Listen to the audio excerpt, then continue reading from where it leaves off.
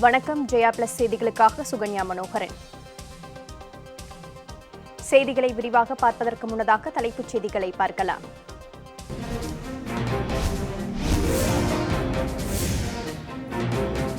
சென்னையில் 40க்கும் மேற்பட்ட கொரோனா நோயாளிகளை அலைக்கழித்த அரசு மருத்துவமனைகள், நிர்வாகத்தின் அலட்சியத்தால் செய்வதறியாமல் திகைத்த ஆம்புலன்ஸ் ஓட்டுநர்கள்.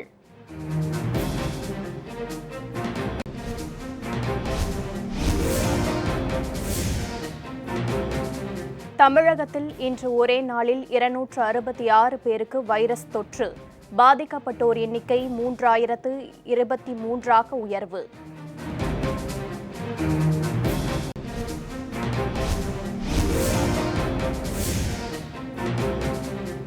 சென்னையில் இதுவரை இல்லாத அளவுக்கு இன்று 203 பேருக்கு தொற்று உறுதி. வேகமாக பரவுவதால் பொதுமக்களிடையே அச்சம்.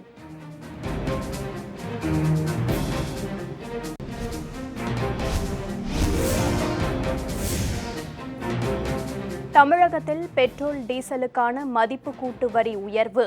பெட்ரோல் விலை லிட்டருக்கு ₹3.25 டீசல் விலை லிட்டருக்கு ₹2.50 உயர்வு.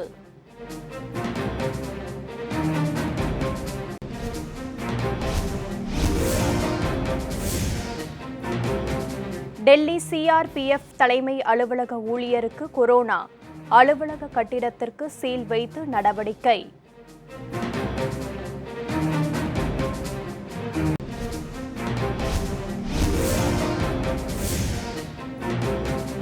புலம்பெயர்ந்த தொழிலாளர்களை அழைத்து செல்லும் ரயில்களுக்கு கட்டணம் வசூலிப்பதா?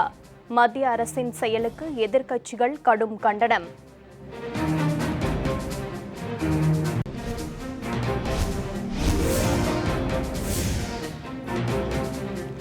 நாடு தழுவிய ஊரடங்கிற்கு மத்தியில் கேதார்நாத் கோயிலில் நாளை முதல் பொதுமக்களுக்கு அனுமதி. உத்தரகாண்ட் மாநில அரசு அறிவிப்பு.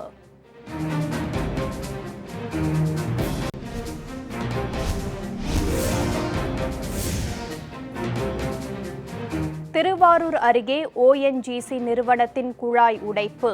எண்ணெய் கசிவதால் விவசாய நிலங்கள் பெரும் பாதிப்பு.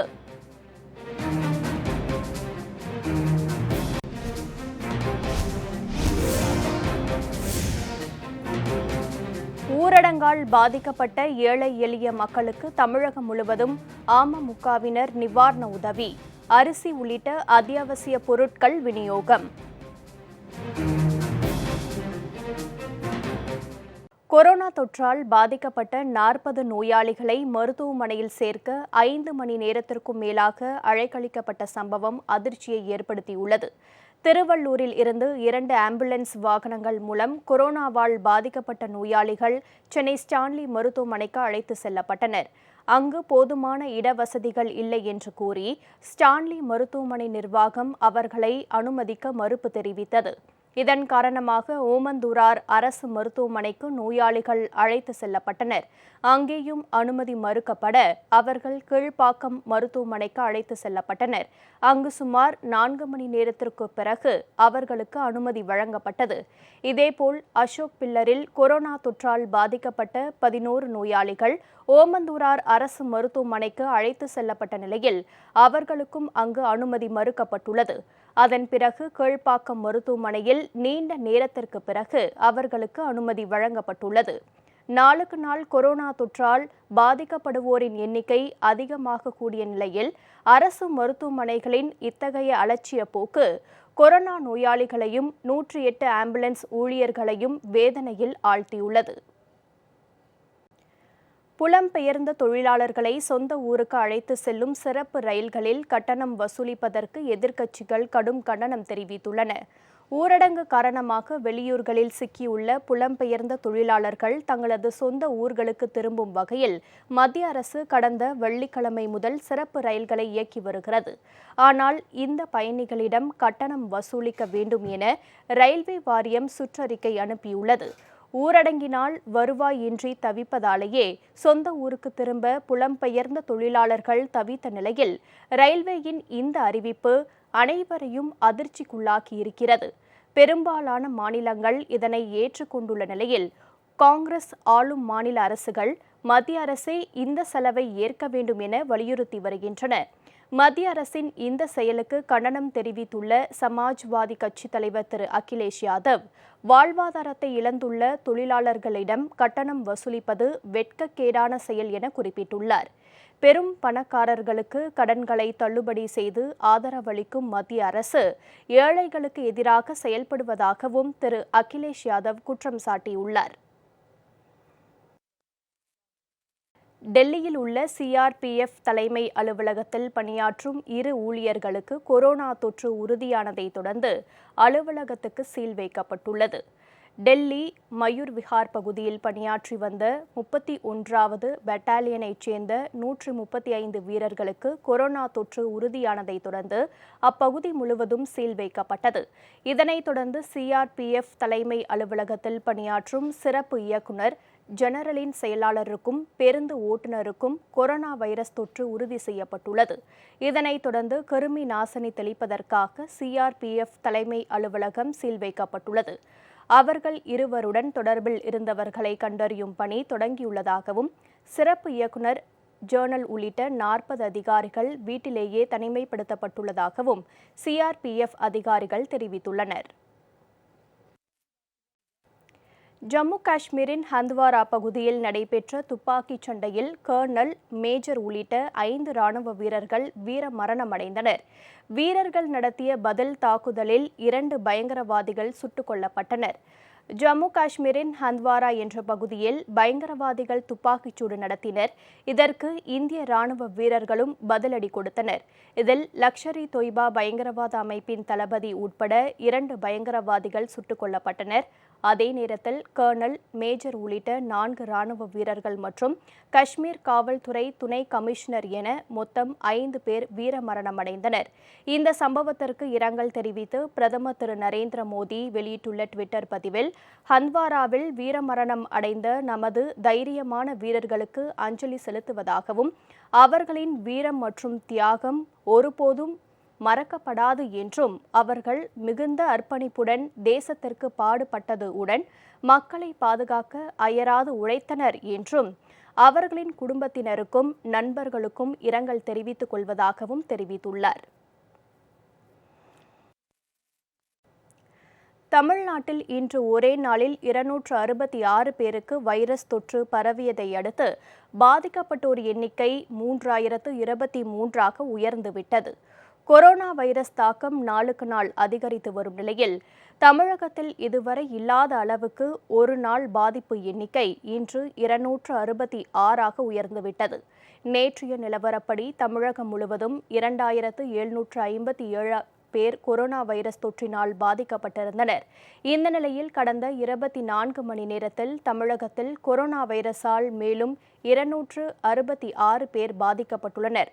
ஒரு நாளைக்கு எவ்வளவு பேர் பாதிப்பு என்ற அடிப்படையில் பார்க்கும்போது இன்று ஒரே நாளில் 266 பேர் பாதிக்கப்பட்டிருப்பது இதுவரை இல்லாத நிகழ்வாகும். இவர்களுடன் சேர்த்து தமிழகம் முழுவதும் பாதிக்கப்பட்டுள்ளோர் எண்ணிக்கை 3023ஆக அதிகரித்துவிட்டது. இன்று பாதிக்கப்பட்ட 266 பேரில் 203 பேர் சென்னையை சேர்ந்தவர்கள் ஆவர்.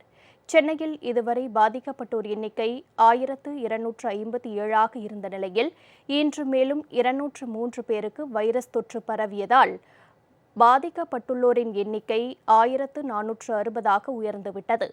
தமிழகத்தில் மேலும் ஒருவர் கொரோனா வைரஸால் உயிரிழந்ததை தொடர்ந்து பலி எண்ணிக்கை 30ஆக உயர்ந்துள்ளது. ஊரடங்கு உத்தரவால் மிகுந்த சிரமத்திற்கு ஆளாகியுள்ள ஏழை எளிய மக்களுக்கு தமிழகத்தின் பல்வேறு பகுதிகளில் அம்மா மக்கள் முன்னேற்றக் கழகம் சார்பில் அத்தியாவசிய பொருட்கள் வழங்கப்பட்டன. தென் சென்னை வடக்கு மாவட்டம் சேப்பாக்கம் பகுதி கழகத்தின் சார்பில் ராயப்பேட்டையில் உள்ள தற்காலிக காய்கறி சந்தைக்கு வரும் மக்களுக்கு அத்தியாவசிய பொருட்கள் வழங்கப்பட்டன. சேப்பாக்கம் பகுதி கழக செயலாளர் சேப்பாக்கம் திரு ராஜேந்திரன் தலைமையில் பொதுமக்கள் மற்றும் வியாபாரிகளுக்கு முகக்கவசங்கள், கபசுர குடிநீர் ஆகியவை வழங்கப்பட்டன.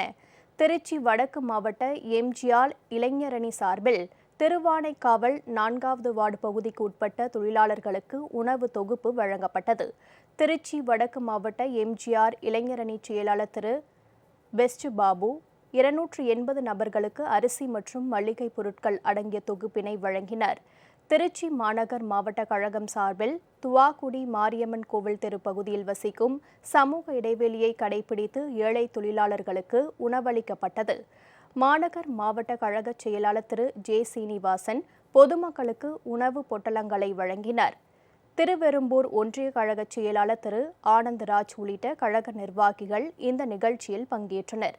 கள்ளக்குறிச்சி வடக்கு மாவட்டம் திருநாவலூர் ஒன்றிய கழகம் சார்பில் கொரோனா ஊரடங்கால் வாழ்வாதாரம் இழந்த 100 பேருக்கு நிவாரணப் பொருட்கள் வழங்கப்பட்டன.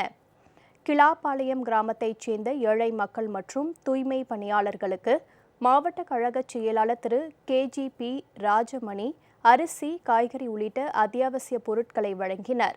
இதில் திருநாவலூர் ஒன்றிய கழக செயலாளர் திரு ஐயனார், துணை செயலாளர் திரு ஏழுமலை உள்ளிட்ட கழக நிர்வாகிகள் கலந்து கொண்டனர்.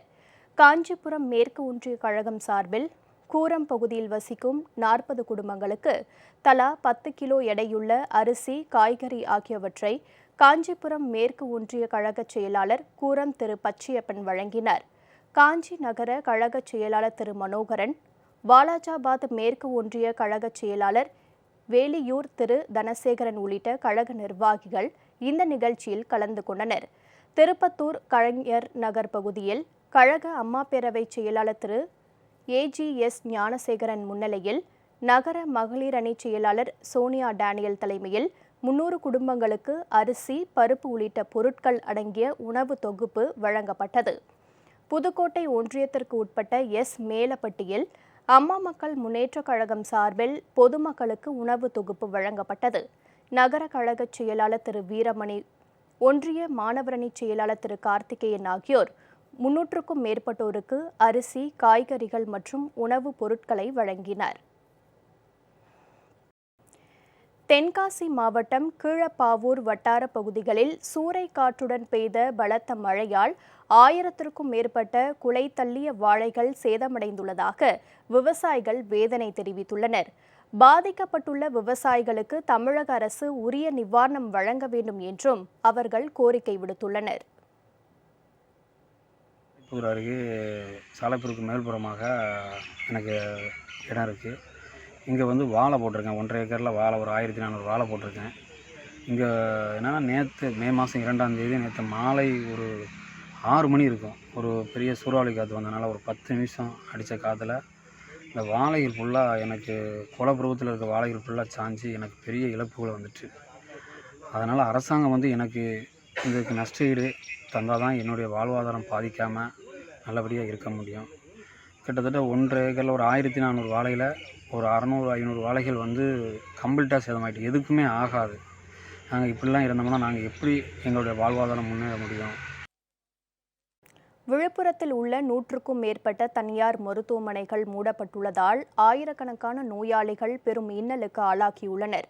கொரோனா ஊரடங்கு காரணமாக விழுப்புரத்தில் மளிகை, காய்கறி, மருந்து கடைகளை தவிர்த்து பிற கடைகள் அனைத்தும் அடைக்கப்பட்டுள்ளது. இதில் தனியார் மருத்துவமனைகளும் முழுமையாக அடைக்கப்பட்டிருப்பது வேதனை அளிக்கக்கூடிய வகையில் அமைந்துள்ளது. விழுப்புரத்தில் அரசு மருத்துவமனையும் கொரோனா சிறப்பு மருத்துவமனையாக மாற்றப்பட்டுள்ளதால் பல்வேறு நோயாளிகளுக்கு சிகிச்சை பெற்று வரும் பொதுமக்கள் மருத்துவமனையை தேடி அலையும் அவலம் ஏற்பட்டுள்ளது. தனியார் மருத்துவமனைகளை திறந்து சிகிச்சை அளிக்கலாம் என மத்திய அரசு உத்தரவிட்டும் விழுப்புரத்தில் மருத்துவமனைகள் மூடப்பட்டுள்ளன. எனவே பொதுமக்களுக்கு சிகிச்சை அளிக்க மருத்துவமனைகளை திறக்க வேண்டும் என பொதுமக்கள் கோரிக்கை விடுத்துள்ளனர். கிட்டத்தட்ட பார்த்தீங்கன்னா இந்த ஒரு 30-40 நாளாக பார்த்தீங்கன்னா இந்த தனியார் மருத்துவமனை எல்லாத்தையுமே மூடி வச்சிருக்காங்க. சுத்தமாக எல்லாமே கவர்மெண்ட் ஹாஸ்பிட்டலில் தான் போகணுன்றாங்க. விழுப்புரத்தில் பார்த்தீங்கன்னா முண்டியம்பாக்கம் மருத்துவக் கல்லூரி கிட்டத்தட்ட விழுப்புரம் நகரத்துலேருந்து 15 கிலோமீட்டர் அண்ணாண்ட இருக்குது. இப்போ இங்கேருந்து ஒரு சும்மா சாரா, ஜலி, ஜுரம் அப்படின்னா கூட குழந்தைங்களை கூட்டினா அவ்வளோ தூரம் போக முடியுதா? இப்போ பருவநிலை மாற்றத்தில் இப்போ மழை பெஞ்சிருக்குது. இப்போ மழை பெஞ்சோன்னா எல்லாத்துக்கும் சளி பிடிக்குது. இப்போ குழந்தைங்களை கூட்டினாங்க போனால் கொரோனா பேஷண்ட் அந்த ஏரியாவில் முண்டியம்பாக்கம் GH ஃபுல்லாக இருக்குது கொரோனா பேஷண்ட்டு. இப்போ எங்கள் ஒய்ஃப் கூட்டின்னு போக விட மாட்டேங்கிறாங்க, அங்கேயே கொரோனா பேஷண்ட் இருக்கிறாங்கன்னு சொல்லிட்டு பயப்படுறாங்க. இப்படி இருந்துச்சுன்னா மொத்தம் 100க்கும் மேற்பட்ட மருத்துவமனை இருக்குது விழுப்புரத்தில், தனியார் மருத்துவமனை. அதை திறக்கலாம்ல. கவர்மெண்ட் ஆர்டர் போட்டிருக்குல்ல, தனியார் மருத்துவமனை எல்லாம் திறக்கணுங்க, நீங்கள் ட்ரீட்மெண்ட் ஆரம்பிக்கலான்னு. ஏன் அவங்க திறக்க மாட்டேங்கிறாங்க? எனக்கு கால் ஆப்ரேஷன் பண்ணிக்குது, எனக்கு சுகர் இருக்குது. சுகர் அட்டை பெரிய ஆஸ்பத்திரி போய் வாங்க முடியல. தனியார் ஆஸ்பத்திரி எல்லாமே மூடி இருக்குது. எனக்கு ரொம்ப கஷ்டமாக இருக்குது. எனக்கு ஆம்பளைங்க யாரும் பசங்க இல்லைங்க, வாங்கின்னு வரது கூட நான் தான் போகணும். ரொம்ப சிரமமாக இருக்குது. தனியார் ஆஸ்பத்திரி தான் போனாலும் மூடி இருக்குது. கவர்மெண்ட் ஆஸ்பத்திரி போனாலும் சரியான மருந்து கொடுக்க மாட்டாங்க. நான் போய் முண்டியம்பாக்கம் போய் தான் சுகருக்கும் இந்த கால் ஆப்ரேஷன் பண்ணுறது காலுக்கும் மருந்து அங்கே தான் போய் வாங்கணும். அதனால் கூட சீக்கிரமாக தனியார் ஆஸ்பத்திரி திறக்கும்படி கேட்டுக்கொள்கிறேன். விழுப்புரம் மாவட்டத்தில் எந்த ஒரு தனியார் மருத்துவமனையும் இயங்கப்படவில்லை. விழுப்புரம் நகர்ப்புறங்களில் எந்த ஒரு தனியார் மருத்துவமனையும் இயங்கப்படவில்லை. பொதுமக்கள் நிறைய அவதிப்பட்டு இருக்காங்க. இது கொரோனா ஆரம்பிச்சிலேருந்து ஒரு பெரிய பிரச்சனையாக போயிட்டுருக்கு. பொதுமக்கள் கொரோனா பாதிப்பை விட பொதுநலமாக ஒரு பல்வலியோ, ஒரு இடுப்பு வலியோ, ஒரு டயபெட்டிக் பேஷண்ட்டோ, இல்லை சுகர் பேஷண்ட், இந்த மாதிரி இருக்கிறவங்க எந்த ஒரு தனியார் மருத்துவம் போனாலும் மருத்துவர் இல்லை, மருத்துவமனை மூடப்பட்டிருக்கு அப்படின்னு சொல்லிட்டு இருக்காங்க. இது ஒரு பெரிய பாதிப்பாக இருக்குது. அதனால் அரசு இதில் கொஞ்சம் கவனம் செலுத்தி தனியார் மருத்துவமனைகளை உடனே திறக்க சொல்லணும். இதே நிலை நீட்டித்தால் கொரோனாவால் உயிர் பிரிவதை காட்டிலும் மூடப்பட்டுள்ள தனியார் மருத்துவமனைகளால் நோயாளிகளுக்கு சிகிச்சை பெற முடியாமல் உயிர் பலி அதிகரிக்கும் என பொதுமக்கள் வேதனை தெரிவிக்கின்றனர். தமிழகத்தில் ஊரடங்கால் விவசாயம் பாதிக்கப்பட்டுள்ளதால் வேளாண் கடன்களை முழுவதும் மத்திய மாநில அரசுகள் தள்ளுபடி செய்ய வேண்டும் என கோரிக்கை விடுக்கப்பட்டுள்ளது. விவசாயிகள் விளைவித்த நெல்லை அரசு நேரடியாக கொள்முதல் செய்ய வேண்டும் என தமிழக விவசாய சங்கம் வலியுறுத்தியுள்ளது. துறை வங்கியிலே பெற்ற கடன் 3 மாதங்களுக்கு தள்ளி வைக்கப்படும் என்று 2 அரசுகளும் தெரிவித்தன. இதனை விவசாயிகளுக்கு இந்த பேரிடர் காலத்திலே பல்வேறு இன்னல்களுக்கு இடையிலேயும் வாங்கிய கடன் இன்னைக்கு கட்டக்கூடிய சக்தியை இழந்து விட்டார்கள். ஆகவே விவசாயிகள் வாங்கிய கடன் முழுவதும் அறவே தள்ளுபடி செய்ய வேண்டும் மத்திய மாநில அரசுகள்.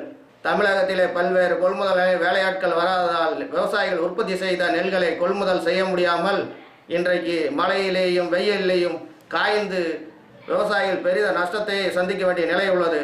தமிழக அரசு உடனடியாக நேரடி கொள்முதல் நிலையங்களிலே விவசாயிகள் உற்பத்தி பண்ண நெல்களை உடனடியாக கொள்முதல் செய்ய வேண்டும். ஊரடங்கு அமலில் உள்ளதால் வாழ்வாதாரத்தை இழந்து தவிப்பதாக திருப்பூர் மாவட்டத்தில் உள்ள பஞ்சாலைகளில் பணியாற்றும் தொழிலாளர்கள் வேதனை தெரிவித்துள்ளனர். தங்களது சிரமத்தை போக்க அரசு நிவாரணத் தொகை வழங்க வேண்டும் பஞ்சாலை தொழிலாளர்கள் கோரிக்கை விடுத்துள்ளனர். இன்னைக்கு இருக்கக்கூடிய ஆயிரக்கணக்கான பஞ்சாலை தொழிலாளி, தினக்கூலிகளாக இருக்கக்கூடிய தொழிலாளிகளுக்கு பாதுகாப்பதற்கான எந்த ஏற்பாடும் இந்த அரசாங்கத்திட்ட கிடையாது. அதை சொல்லுச்சு அப்படின்னு சொல்லிட்டுனா இன்னைக்கு கோபம் வருது. நிறைய செஞ்சுட்டு இருக்கிறாங்க. இன்னைக்கு அரசாங்கம் கஷ்டப்பட்டு செய்கிறாங்க. அரசாங்கம் பண்ணுறது பூரா குறை சொல்றது அதெல்லாம் எங்களுடைய வேலை. இன்றைக்கு பல இடங்களில் பாதிப்புகள் இருக்கிறதை இதை சரி செய்ய வேண்டும் என்று நாங்கள் சொல்லுகின்றோம். எங்களுடைய தொழிற்சங்கத்துடைய சார்பிலே வேண்டி விரும்பி கேட்டுக்கொள்கின்றோம். பஞ்சாலை தொழிலாளர்கள் இன்றைக்கு தினக்கூலிகளாக 90% பேர் நம்முடைய திருப்பூர் மாவட்டத்திலே 1 லட்சம் பேர்னு சொல்லுச்சுன்னா 90,000 பேர்னு அத்துக்கூலிகளாக தான் இருக்கிறாங்க. அந்த தொழிலாளிகளை பாதுகாக்க வேண்டும். தமிழ்நாடு முழுவதும் அதே போல் இருக்கக்கூடிய சகல தொழிலாளிகள், உழைப்பாளிகள், பாதிக்கப்பட்டவர்களுக்கு உடனடியாக சிறப்பு நிவாரணத்தை அரசு வழங்க வேண்டும் என்று நாங்கள் இந்த இடத்தில் கோருகிறோம். 1 லட்சத்துக்கும் மேற்பட்ட தொழிலாளர்கள் பணிபுரிகின்ற இந்த பஞ்சாலைகளில் மிக அதிகப்படியான தொழிலாளர்கள் பெண் தொழிலாளர்களும் தினக்கூலி தொழிலாளர்களும் பணிபுரிகின்றார்கள். இந்த தினக்கூலி தொழிலாளர்களுக்கு சட்ட பாதுகாப்பு எதுவும் இல்லாத காலகட்டத்தில் இந்த மாதிரியான சமயங்களில் அரசாங்கங்கள் நிவாரண உதவிகளை அளிக்க வேண்டும். அந்த நிவாரணத் தொகையை உடனடியாக 5,000ஆக அறிவித்து தொழிலாளர்களுடைய லட்சக்கணக்கான தொழிலாளர்களுடைய வாழ்வாதாரத்தை காக்க வேண்டும் என இந்த நேரத்தில் பணிவுடன் கேட்டுக்கொள்கிறேன். திருவாரூர் மாவட்டம் குடவாசல் அருகே ONGC நிறுவனத்தின் குழாய் உடைந்து எண்ணெய் கசிந்ததால் விளைநிலங்கள் கடுமையாக பாதிக்கப்பட்டுள்ளன. குடவாசல் அருகே உள்ள சிமிழி கிராமத்தின் விளைநிலங்கள் வழியாக குழாய் மூலம் நாகை மாவட்டம் நரிமணம் பகுதியில் உள்ள சுத்திகரிப்பு ஆலைக்கு எண்ணெய் கொண்டு செல்லப்படுகிறது. இதில் சங்கரன் என்பவருடைய நிலத்தில் உள்ள குழாயில் உடைப்பு ஏற்பட்டு கச்சா எண்ணெய் வெளியேறுகிறது. இது குறித்து ONGC அதிகாரிகளிடமும் மாவட்ட ஆட்சியரிடமும் புகார் அளித்தும் எந்தவித நடவடிக்கையும் எடுக்கப்படவில்லை என அப்பகுதி மக்கள் குற்றம் சாட்டியுள்ளனர். விளைநிலத்தில் கச்சா எண்ணெய் கசிந்துள்ளதால் பல லட்சம் ரூபாய் மதிப்பிலான காய்கறி தோட்டம் பாதிக்கப்பட்டதோடு நிலத்தை சில மாதங்களுக்கு பயன்படுத்த முடியாத சூழல் ஏற்பட்டுள்ளது. டெல்டா மாவட்டங்களை பாதுகாக்கப்பட்ட வேளாண் மண்டலமாக அறிவித்த போதிலும் இதுபோன்ற எண்ணெய் கசிவினால் தமிழக அரசின் அறிவிப்பு பயனற்றதாகவே இருக்கும் என விவசாயிகள் வேதனை தெரிவித்துள்ளனர்.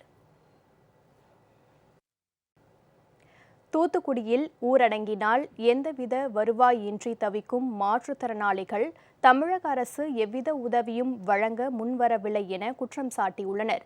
சில்வர்புரத்தில் நியாய விலை கடை இல்லாததால் அரசு அறிவித்த 1000 ரூபாய் கூட தங்களுக்கு கிடைக்கவில்லை என அவர்கள் வேதனை தெரிவிக்கின்றனர். அரசுலேருந்து எங்களுக்கு ஒரு உதவியும் செய்யலை. ரேஷன் கார்டு பொருள் 1000 ரூபா கொடுத்தாங்க, ரேஷன் கார்டு எங்களுக்கு கிடையாது. ஆனால் ஒரு பருப்பு ஒரு அரிசி கூட கொடுக்க மாட்டேங்கிறாங்க. ரேஷன் கார்டு இல்லாதவங்களுக்கு கிடையாது அப்படிங்கிறாங்க. நாங்கள் எப்படி உயிர் வாழ்கிறது? எங்கள் பாதரெல்லாம் நாங்கள் எப்படி சமாளிக்க முடியும்?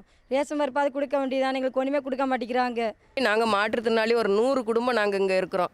100 குடும்பத்துக்கும் உதவித்தொகை மாதம் 1000 ரூபா தான் கொடுக்குறாங்க. இந்த 1000 ரூபாயை வச்சு இப்போ இந்த கொரோனா நோயின்னு 2 மாதமாக இந்த சாக்கு கம்பெனியில் வேலை பார்த்து தான் இருக்கும். அதையும் அடைச்சாச்சு. வருமானம் இல்லை, எந்த இதுவும் கிடையாது. இந்த 1000 ரூபா வச்சு உதவித்தொகையை வச்சு மாற்றுத்திறனாளியும் நாங்கள் பிளைண்டு குடும்பம், கண்ணு தெரியாதவங்க ஒரு 50 குடும்பத்துக்கு இருக்காங்க. அவங்களுக்கும் குழந்தைகள்லாம் இருக்குது. குழந்தைங்க இந்த 1000 ரூபா வச்சு என்ன பண்ண முடியும்? இந்த அரசாங்கம் எங்களுக்கு இந்த மாற்றுத்திறனாளி மக்களுக்கு உதவணும். எங்களுக்கு இந்த வேலை வாய்ப்பு எதுவும் இல்லை, வீட்டில் சும்மா தான் இருக்கும். இன்னும் 17 நாள் ஊரடங்கு உத்தரவு நீடிச்சிருக்காங்க. எங்களுக்கு அரிசி பருப்பு மற்ற உதவிகள்லாம் வாங்க எங்களுக்கு வழி இல்லாமல் நாங்கள் இருக்கோம். அரசாங்கத்துலேருந்து இது வரைக்கும் எந்த உதவியும் பண்ணலை. இன்னும் இந்த 17 நாள் நீடிச்சிருக்கனால எங்கள் அரசாங்கத்துலேருந்து எங்களுக்கு இன்னும் நிறையா உதவிகள் செஞ்சால் நல்லாயிருக்கும். எங்களுக்கு வருமானம் இல்லாதனால அரசாங்கத்துலேருந்து எங்களுக்கு 3000 ரூபா 3000 ரூபாய்க்குள்ளே ஏதாவது உதவி பண்ணால் எங்களுக்கு நல்லாயிருக்கும். இனி மேலும் சில நிகழ்வுகளை வேகச் செய்திகளாக பார்க்கலாம்.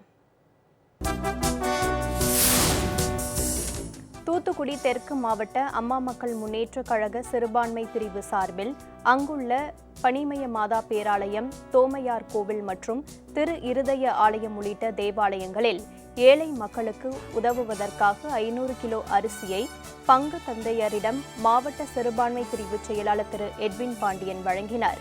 இதில் மாவட்ட சிறுபான்மை பிரிவு துணைத் தலைவர் திரு கல்யாணசுந்தரம் உள்ளிட்டோர் பங்கேற்றனர்.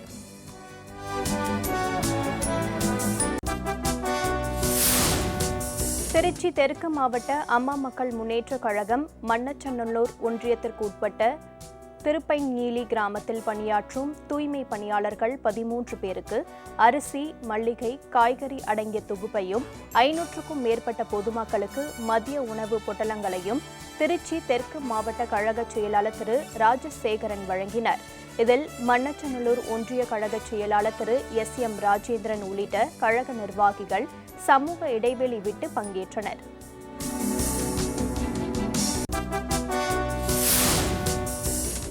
திருவண்ணாமலை மாவட்டத்தில் ஊரடங்கு உத்தரவால் பாதிக்கப்பட்டிருக்கும் நெசவாளர்கள், மாற்றுத்திறனாளிகள் மற்றும் பொதுமக்கள் என 300க்கும் மேற்பட்டோருக்கு ரஜினி ரசிகர் மன்றம் சார்பாக அரிசி, காய்கறி, மளிகை பொருட்கள் போன்றவை வழங்கப்பட்டன. பொதுமக்கள், நெசவாளர்கள் உள்ளிட்டோர் சமூக இடைவெளி விட்டு நின்று ஒருவர் பின் ஒருவராக நிவாரணப் பொருட்களை பெற்றுக் கொண்டனர்.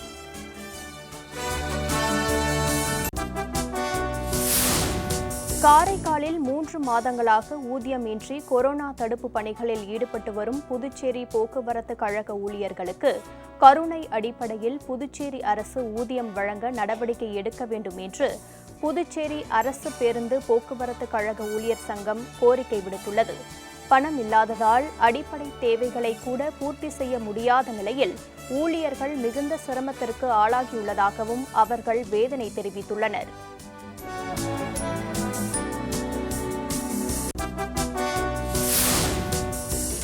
ஆவடி மாநகர அம்மா மக்கள் முன்னேற்றக் கழக மாணவரணி சார்பில் 37வது வார்டில் உள்ள சேக்காடு, கோபாலபுரம் பகுதியைச் சேர்ந்த 200 ஏழை எளிய மக்களுக்கு அரிசி, காய்கறி, மளிகை பொருட்கள் மற்றும் கபசுர குடிநீர் உள்ளிட்ட நல உதவிகளை இணைச் செயலாளர் திரு கணேஷ்குமார் ஏற்பாட்டில் ஆவடி மாநகர கழக செயலாளர் திரு SKS மூர்த்தி, திருவள்ளூர் தெற்கு மாவட்ட கழக துணைச் செயலாளர் சத்திரம் பாபு உள்ளிட்டோர் வழங்கினர்.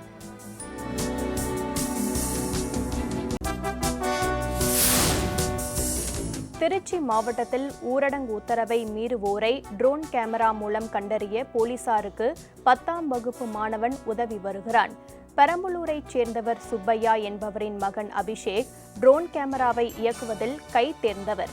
ட்ரோன் ரேஸ் உள்ளிட்ட போட்டிகளில் கலந்து கொண்டு பதக்கங்களும் பாராட்டு சான்றிதழ்களும் பெற்றுள்ளார். இந்த நிலையில் மாணவன் அபிஷேக் தனது ட்ரோன் கேமரா மூலம் பெரம்பலூர், முசிறி, தொட்டியம் உள்ளிட்ட பகுதிகளில் பொதுமக்களின் நடமாட்டத்தை கண்காணித்து போலீசாருக்கு வழங்கி வருகிறார். மாணவனின் உதவிக்கு சமூக ஆர்வலர்கள் பாராட்டை தெரிவித்துள்ளனர்.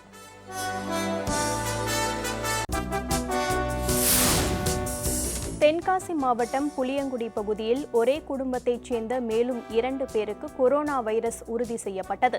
தென்காசி மாவட்டத்தில் 38 பேர் கொரோனாவால் பாதிக்கப்பட்டுள்ள நிலையில் 11 பேர் குணமடைந்து வீடு திரும்பியுள்ளனர்.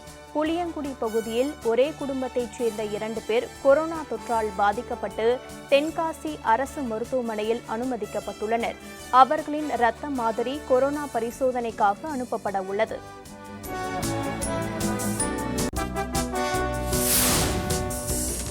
கொரோனா பரவலை கட்டுப்படுத்தும் வகையில் 5வது முறையாக அரியலூர் மாவட்டம் முழுவதும் முழு அடைப்பு விடுக்கப்பட்டுள்ளது.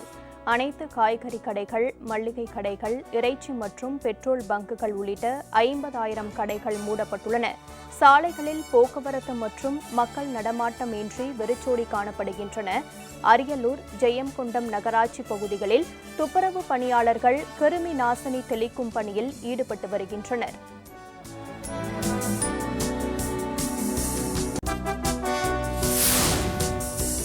கொரோனா தொற்று பரவல் காரணமாக சென்னை உயர்நீதிமன்ற மதுரை கிளையில் பணிகள் நிறுத்தி வைக்கப்பட்டுள்ளன. அவசர வழக்குகள் மட்டும் வீடியோ கான்பரன்சிங் மூலம் விசாரிக்கப்பட்டு வருகிறது. இந்த நிலையில் நாளை முதல் வழக்கம் போல் வழக்குகள் பட்டியலிடப்பட்டு வீடியோ கான்பரன்சிங் மூலம் விசாரிக்கப்படும் என தெரிவிக்கப்பட்டுள்ளது. உயர்நீதிமன்ற மதுரை கிளை பதிவாளர் இந்த அறிவிப்பை வெளியிட்டுள்ளார்.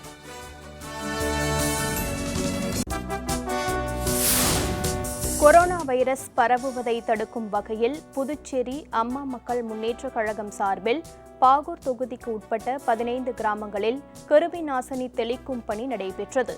அதனை அம்மாநில கழக செயலாளர் வழக்கறிஞர் திரு வேல்முருகன் தொடங்கி வைத்தார். இந்த நிகழ்ச்சியில் தொகுதி கழக செயலாளர் திரு ராஜாராம் உள்ளிட்ட கழக நிர்வாகிகள் கலந்து கொண்டனர்.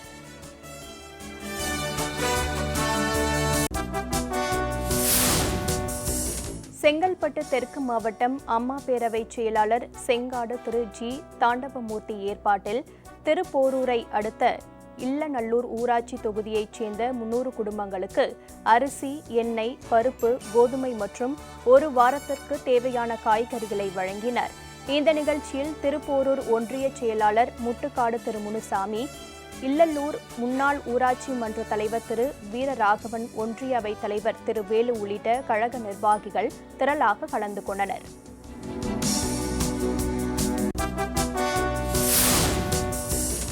தருமபுரி மாவட்டம் அரூர் அருகே ஊரடங்கால் வருமானம் இல்லாமல் வறுமையால் வாடி வரும் நரிக்குறவர் சமுதாய மக்களுக்கு உணவுப் பொருட்கள் வழங்கப்பட்டன. உதவிக்காக காத்திருந்த நரிக்குறவர் சமுதாய மக்களுக்கு தமிழக ஆரம்ப பள்ளி ஆசிரியர் கூட்டணி சார்பில் உதவி செய்யப்பட்டது. இந்த நிகழ்ச்சியில் தமிழக ஆரம்ப பள்ளி ஆசிரியர் கூட்டணியின் மாநில துணைத் தலைவர் திரு சிவகுமார், மாவட்ட தலைவர் திரு பழனியப்பன், திரு சுரேஷ் உள்ளிட்ட ஆசிரியர்கள் கலந்து கொண்டனர்.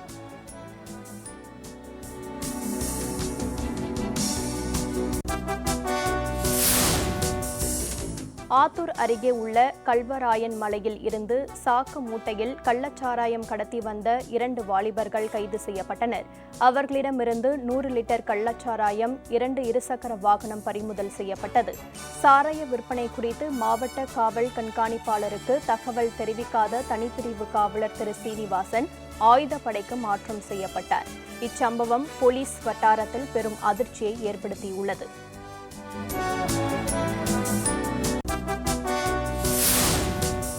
ஊரடங்கு உத்தரவால் பாதிக்கப்பட்டுள்ள தூய்மை பணியாளர்கள் மற்றும் பொதுமக்களுக்கு அரிசி, காய்கறிகள், முட்டை, மளிகை பொருட்கள் உள்ளிட்ட நிவாரணப் பொருட்கள் அம்மா மக்கள் முன்னேற்றக் கழக திருவண்ணாமலை மத்திய மாவட்டம் சார்பில் வழங்கப்பட்டது. இதில் திருவண்ணாமலை மத்திய மாவட்ட செயலாளர் திரு ஏஜி பஞ்சாட்சரம், நகர செயலாளர் திரு குரு ஏழுமலை ஆகியோர் வழங்கினர். இந்த நிகழ்ச்சியில் மாவட்ட இலக்கிய அணி செயலாளர் திரு கோவிந்தன் உள்ளிட்ட நிர்வாகிகள் கலந்து கொண்டனர்.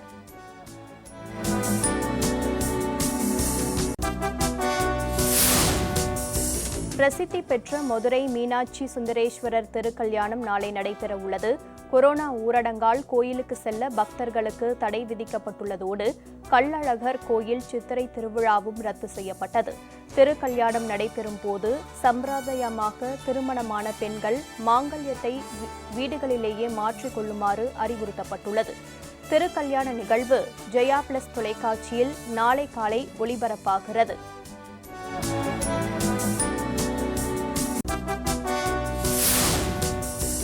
கடலூர் மாவட்டத்தில் உள்ள பல்வேறு கோவில்களில் பணிபுரியும் அர்ச்சகர்கள் மற்றும் கோவில் பணியாளர்களுக்கு கடலூர் கிழக்கு மாவட்டம் கடலூர் நகர அம்மா மக்கள் முன்னேற்றக் கழகம் சார்பாக அரிசி, 10 வகையான காய்கறிகள் வழங்கப்பட்டன. இதை ஒருங்கிணைந்த கடலூர் மாவட்ட பொறுப்பாளர் திரு KSK பாலமுருகன், கடலூர் கிழக்கு மாவட்ட செயலாளர் திரு VM சூரியமூர்த்தி ஆலோசனைப்படி கடலூர் நகர கழக செயலாளர் திரு V ராதாகிருஷ்ணன் உள்ளிட்டோர் வழங்கினர்.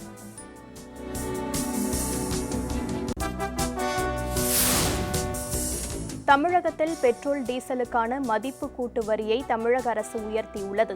இதனால் 1 லிட்டர் பெட்ரோல் விலை லிட்டருக்கு ₹3.25 டீசல் விலை லிட்டருக்கு ₹2.50 உயர்ந்துள்ளது. இந்த உத்தரவு இன்று நள்ளிரவு முதல் அமலுக்கு வருவதாக தமிழக அரசு அறிவித்துள்ளது.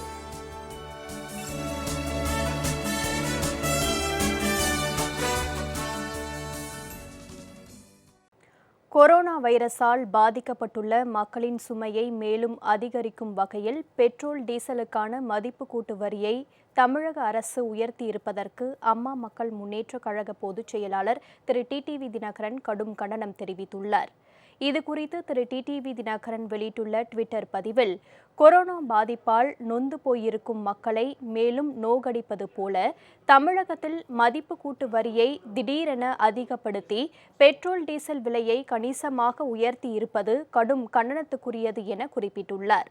சர்வதேச சந்தையில் கச்சா எண்ணெய் விலை பெருமளவு குறைந்த போதும் இந்தியாவில் விலை குறைப்பினை மத்திய அரசு செய்யாத நிலையில் அதற்கு நேர்மாறாக இங்குள்ள ஆட்சியாளர்கள் பெட்ரோல், டீசல் விலையை உயர்த்துவதை துளியும் ஏற்க முடியாது எனவும் அவர் தெரிவித்துள்ளார்.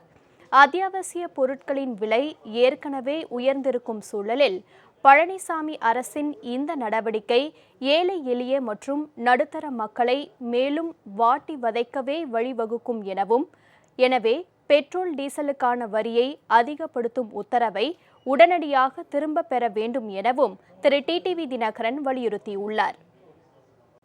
உத்தரகாண்ட் மாநிலத்தில் இமயமலையையொட்டி அமைந்திருக்கும் கேதார்நாத் கோயில் நாளை முதல் பொதுமக்கள் தரிசனத்திற்கு திறக்கப்படும் என அம்மாநில அரசு அறிவித்துள்ளது. இயற்கை எழில் சூழ்ந்த இமயமலை அடிவாரத்தில் கடும் குளிர் மிகுந்த பகுதியில் அமைந்துள்ளது கேதார்நாத் கோயில். ஒவ்வொரு ஆண்டும் அடர்ந்த பனிமூட்டம் காரணமாக 6 மாதங்கள் இது மூடியே இருக்கும். ஏப்ரல் இறுதியில் தொடங்கி இக்கோவிலில் தரிசனம் நடைபெறும். கொரோனா வைரஸ் பாதிப்பு காரணமாக இக்கோவிலில் கடந்த சில தினங்களாக மக்கள் அனுமதிக்கப்படவில்லை. கோவில் நிர்வாக ஊழியர்கள், அர்ச்சகர்கள் மட்டுமே தரிசனத்தில் பங்கேற்றனர். இந்த நிலையில் இக்கோவில் அமைந்திருக்கும் மாவட்டம் பச்சை மண்டலமாக அறிவிக்கப்பட்டிருப்பதால் நாளை முதல் பொதுமக்கள் தரிசனத்திற்கு அனுமதிக்கப்படுவார்கள் என உத்தரகாண்ட் அரசு தெரிவித்துள்ளது. தரிசனத்திற்கு வரும் பக்தர்கள் சமூக விலகலை கட்டாயம் கடைபிடிக்க வேண்டும் எனவும் கேட்டுக் கொள்ளப்பட்டுள்ளது. செய்திகள் நிறைவடைந்தன. அடுத்தடுத்த நிகழ்வுகளுக்கு தொடர்ந்து இணைந்திருங்கள் ஜெயா பிளஸ் தொலைக்காட்சியுடன்.